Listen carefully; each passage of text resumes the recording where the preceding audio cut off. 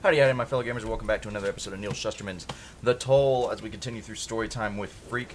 Oh, we're probably only going to do one chapter today as well, since we did one yesterday, and the two videos together will be two chapters, and then we'll get back to our usual 2 to 3 chapters per episode. I appreciate the understanding and patience. I'm feeling a little bit better today, still just going to kind of take it easy.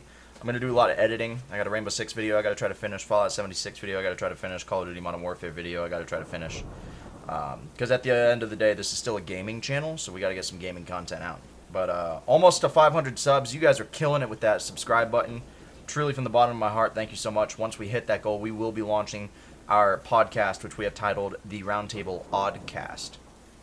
And once we hit 13 patrons on our Patreon, we'll be doing a 12 to 24 hour stream with my buddy Doom. My birthday stream's also coming up here in 10 days, and I'm trying to figure out what to do for it. Last year we did a 24-hour stream where we gave away 24 games. Unfortunately, this year I can't afford it because of all my medical debt. So I'm thinking I might do something crazy, like if we can hit $700 of donations, I'll shave my head live on stream. Let me know if you guys have any fun ideas for what I should do for my birthday stream on Twitch. But without further ado,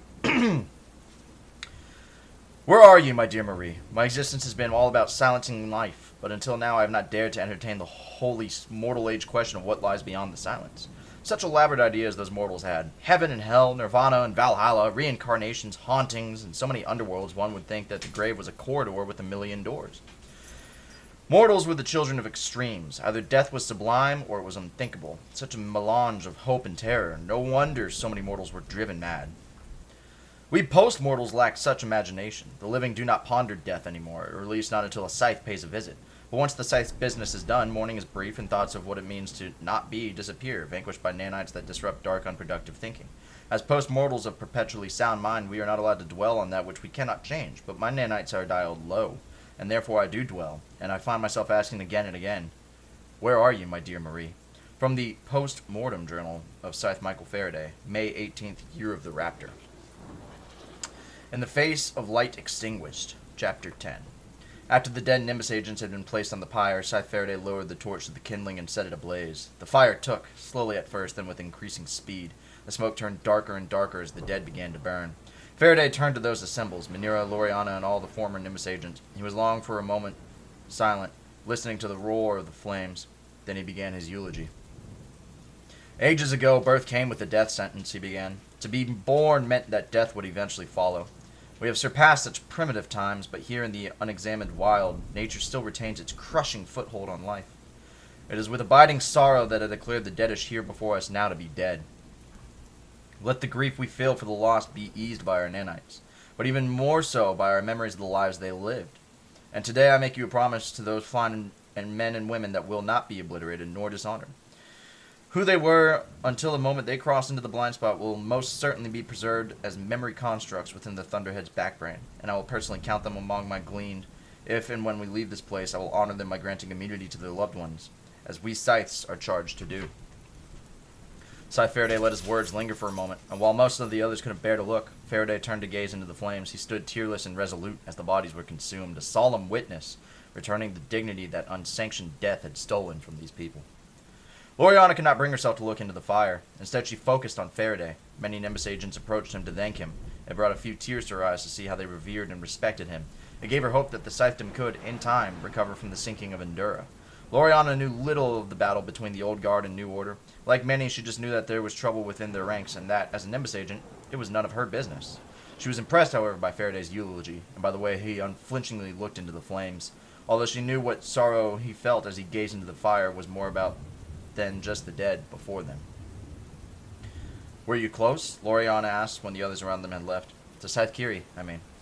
Scythe Faraday took a deep breath, but then coughed from the smoke as the breeze momentarily shifted directions. We were very, very old friends, Faraday told her, and Scythe Anastasia had been my apprentice. The world will be a much dimmer place without them. While Scythe Kiri was legendary, Scythe Anastasia had only recently become a figure of the note in the world. How she allowed people to choose the time and nature of their gleaning, how she had been forced an inquest, no doubt how much had been made to be coming in the years. Sometimes death leads to public oblivion, other times it can lead you to make a larger than life. I'd better go, Loriana said, before Manira gets jealous. Faraday offered a faint grin at that. She is very protective of me, he admitted, and I of her. Loriana left to find Director Hilliard. While none of the other Nimbus agents had the fortitude to watch the dead burn, Director Hilliard hadn't even attended the ceremony. It was unlike her. Loriana found her sitting on the beach, far from the others, looking at the sea. There was no light but the flames of the distant pyre, and the wind kept shifting, making it impossible to ignore the smell of smoke. The moon was shining elsewhere in the world, leaving the horizon obscured by darkness. Loriana sat beside her and said nothing at first, because what was there to say that could make this any better? What the director needed right now was company, and no one else was willing to provide it. "This is my fault," Hilliard finally said. "You couldn't have known this would happen," Loriana told her. "I should have anticipated the danger," she said, "and I should have turned us around the second the boat's computers lost contact with the Thunderhead." "You made a judgment call," Loriana said. "If I were you, I probably would have done the same thing." Still, the director was not mollified. "Then you're just as foolish as I am." And although Loriana often felt foolish, and the butt of other agents' jokes, she was feeling that way anymore. In the midst of their current helplessness, she felt empowered. How very strange. The night was warm and the sea gentle and inviting. That did nothing to ease Audra Hilliard's anguish. She had been responsible for many deaths in her time. It was hard to avoid when you're the head of the authority interface. Accidents happen, unsavories lost their temper during probational meetings, that sort of thing. But in each and every case, the deadish were revived. This, however, was different. Audra Hilliard was not a scythe. She was not trained and groomed for the responsibility of ending life. Now she had a newfound respect for those strange-robed specters. For to bear such a burden on a daily basis took an extraordinary individual. Either someone with no conscience at all, or someone with a conscience so deep and sturdy that its center could still hold in the face of light extinguished. Audra had sent Loriana away, telling her she needed some time alone. Now she could hear the voices on the island behind her, everyone arguing and lamenting and trying to come to terms with their situation. She could smell the stench of the pyre, and yet she could only see another body undulating in the waves, about to wash ashore. Of the 977 people she had convinced to make this journey, only 143 had survived. Yes, as Loriana had said, Audra had not known the extent of the danger, but she could not have the blame on any shoulders but her own. Her nanites fought a noble battle to lift her spirits, but they failed, for in this forlorn place, technology held little sway. Had they been elsewhere in the world, Thunderhead, even in silence, would have been a safety net, sending intervention to save her from this spiral. But as she had already noted, the night was warm and the sea inviting, so Audra Hilliard decided it was time to accept that invitation. Director Hilliard's body was never found, but everyone knew what had happened because more than one person saw her walk into the ocean. "Why didn't you stop her?" Loriana demanded of a man who had witnessed it. He just shrugged. "I thought she was going for a swim." Loriana was horrified by his stupidity. How could he be so naive? How could he not see the strain the poor woman was under? But then, taking one's own life was something that simply never happened. Yes, people splatted and engaged in reckless behavior, then left them deadish on a regular basis, but it was always with the clear understanding that it would be temporary. Only scythes self-cleaned. If this island had been within the Thunderhead's sphere of influence, an ambidrone would have been dispatched the moment she drowned, for everywhere else in the world there were survival centers, even in the most remote places. She would have even been spirited off for revival in a matter of minutes. Was this what life was like in the mortal age? Feeling the finality of one's own flesh at every turn? What a terrible way to exist. Within minutes of confronting that Director Hilliard was indeed gone, Agent Sikora began to push for control the following morning. Manera came to give Loriana a briefing on what luggage and other useful debris had washed up on shore, and Sikora was furious. "What are you talking to her for?" he asked Manera. "I'm the next in command now that the director is gone. You should be talking to me."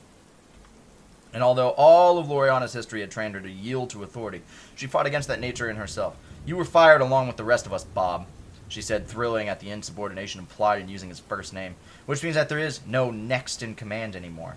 He threw her a glare that was intended to intimidate, but he also grew red in the face, which undercut his hard gaze, and made him appear petulant rather than imposing. "We'll see about that." And he stormed away. Scythe Faraday had caught the exchange from a distance and came over to Loriana.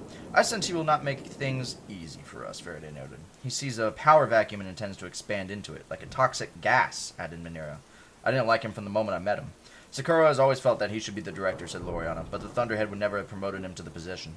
They watched as Sikora gave orders. The more obsquicious among the former Nimbus agents were quick to obey. Faraday crossed his arms. "I have witnessed time and time again the craving for power among those who have had a taste of it," he said. "But I never truly understood that craving." "You and the Thunderhead," noted Loriana. "Excuse me? It's incorruptible. Seems like both of you have that in common." Manera let off a short laugh in agreement. Faraday was not at all amused. He hadn't shown an ounce of good humor since Loriana told him what happened on Endura last month. Now she regretted having told him at all. "I am far from perfect, and far from blameless," he said. "I've had many a selfish mistake in my time, such as taking 2 apprentices when one would have been sufficient, such as satisfying my own death to saving them, and foolishly convincing myself I could do good if no one knew I was alive." Clearly there were deep levels of pain for him in these memories, but he let the shadow of the moment pass. "You found this place," Manera said. I think that is a huge accomplishment. Is it? Said Faraday. There's no proof that discovering this place has helped anyone at all. They turned their gazes to the various activities going on around them. Unskilled attempts at spearfishing, clusters of conversations of people formed cliques and jockeyed for position, incompetence and intrigue, a microcosm of humanity. Why did you come here? Loriana asked. Manira and Faraday looked at each other. Faraday said nothing, so Manira answered. Scythe business. Nothing to concern yourself with. Secrets won't help us survive this place, Loriana told him, which caused Michael Faraday to raise an eyebrow. Then he turned to Manira. You may tell her about the Founder's failsafe, Faraday said. As we haven't discovered it yet, it's still more than a fairy tale, a story to keep the Scythes awake at night. But before Manira could offer an explanation, Sikora approached them. It's decided, Sikora said. I've spoken to a majority of our agents, and they have clearly expressed a desire for me to be in charge. This, Loriana knew, was a lie. He had spoken to 5 or 6 agents at most. She did know, however, that quite a few of the survivors were her superiors. If it came down to it, even if they didn't want Sikora in charge, they would never put Loriana in the position. Who was she fooling? Her moment was over the instant the pods opened on the beach. Of course, Mr. Sikora, said Faraday. We shall defer to you in all things related to your people. Manira, will you brief Mr. Sikora on the belongings that have washed up on shore? He'll be in charge of distribution. Manira gave Loriana a small shrug and left with Sikora, who was puffed and prideful now that his indignation had been rewarded. Loriana's sense of humiliation must have been obvious because Faraday gave her the gravest of looks. You disapprove? You said it yourself, Honor. Sikora's power-hungry. I never thought I should be the one in charge, but if there's one thing I know, Sikora should not be. Faraday leaned a bit closer. I have found that building a sandbox around a domineering child and allowing that child to preside over it frees the adults to do the real work. It was a perspective Loriana had never considered. And what is the real work? While Mr. Sikora is sorting waterlogged shorts and sundries, you would take over the task of the delayed director and be the Thunderhead's eyes in one place it cannot see. Why? Manira asked Faraday the moment she could get him alone away from the eavesdropping ears of Nimbus agents. Why would you want to help that girl? The Thunderhead is going to expand into this place whether we like it or not, Faraday told her. It was inevitable from the moment it saw the map over our shoulders. Best that it does so with someone who's easier to get along with than Sikora.